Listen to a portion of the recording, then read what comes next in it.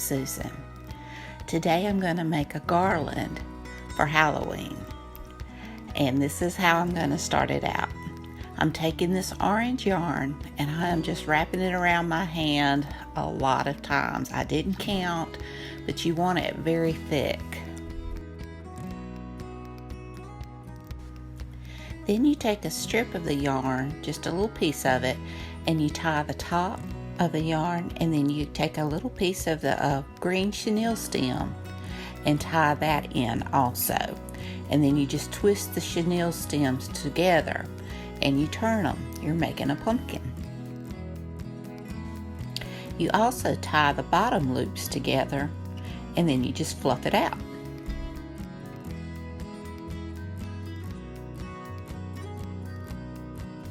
I made 2 of these.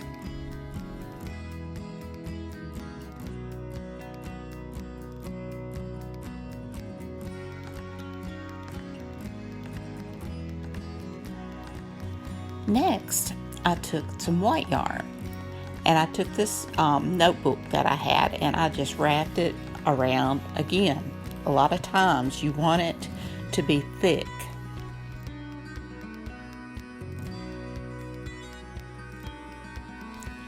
And you cut a piece of the yarn off, slide it up under there and tie it at the top and then clip the bottom. And now you've got a little ghost.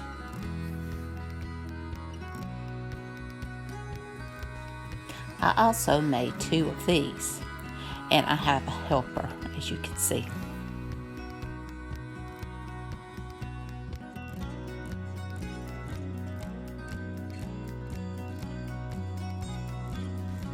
I'd like to take a moment to acknowledge our host and co-host for this challenge.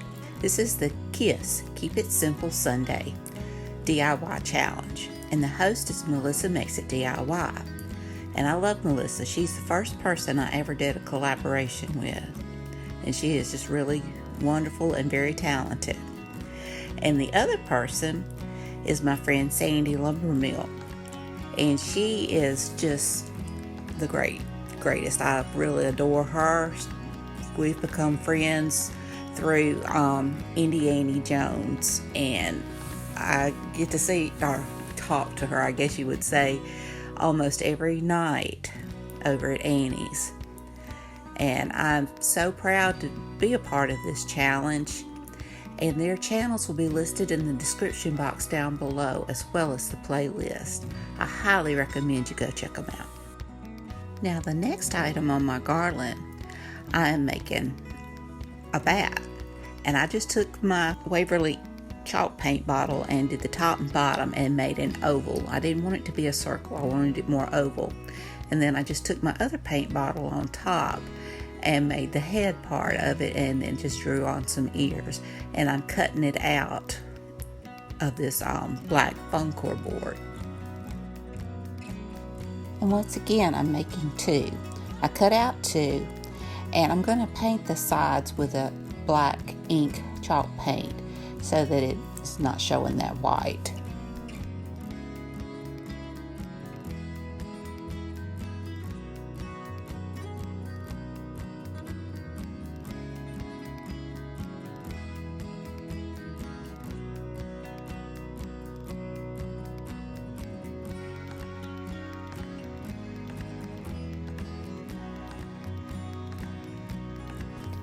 And I just did a quick dry brush, across the front just so that it would match the sides.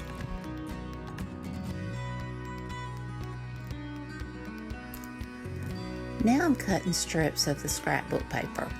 At first I wasn't sure which color I was going to use or what, and then I ended up deciding to double it.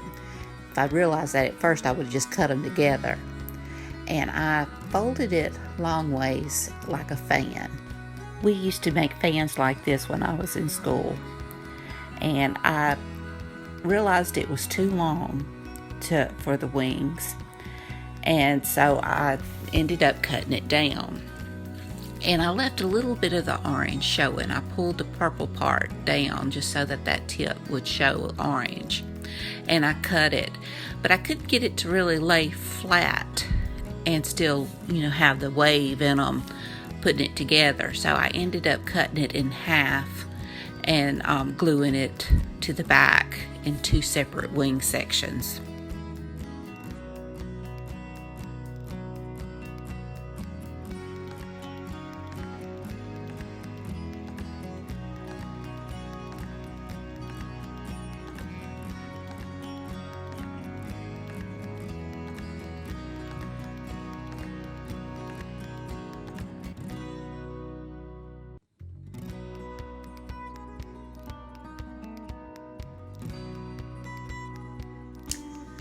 I think he turned out cute. And I just repeated the whole process with the second one. And I cut a little strip. Now, see, my wings were a little bit too long there. But I cut a strip from some of the extra scrapbook paper and put it across the back just to make it look a little bit neater.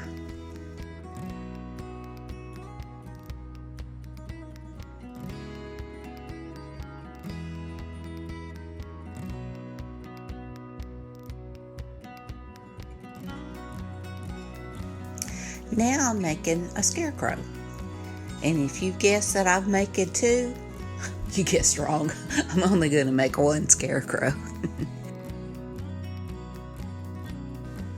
I cut down 3 of these craft sticks that I got at Dollar Tree. And I didn't want it very, very big. And I ended up breaking my scissors. So back to Dollar Tree for more scissors. Anyway, I glued little pieces of a craft stick to the back to hold them together. And then I took some of this ribbon that I had and I just glued it for like the hat.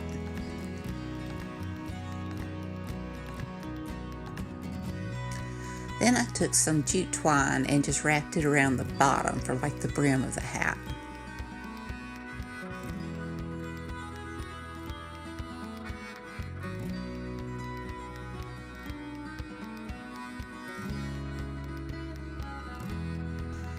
I glued some fall flowers onto the hat of my scarecrow.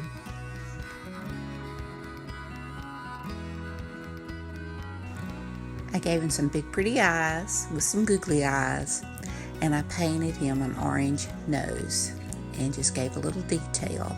I used my paint marker and gave him a smile and detail to the nose.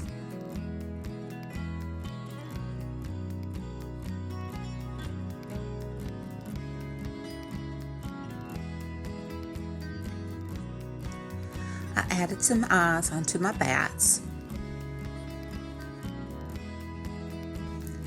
My little tweezers I had from that little kit that you see above really came in handy with doing these eyes.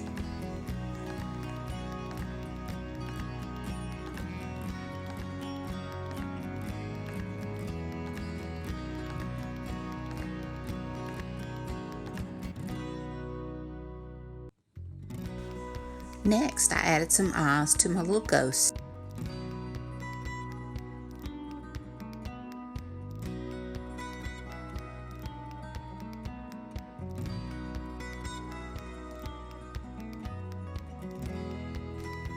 And also to my pumpkins.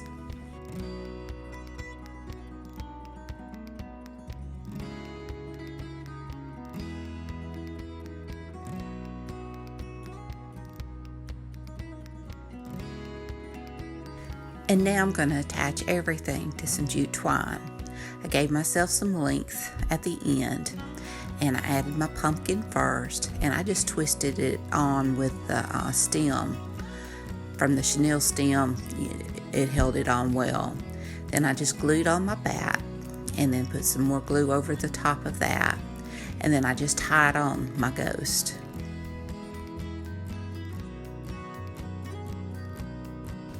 I glued my scarecrow in the middle, and I also put more glue all over that string too to hold it on. And then I just went backwards from there with the ghost, the bat, and the pumpkin.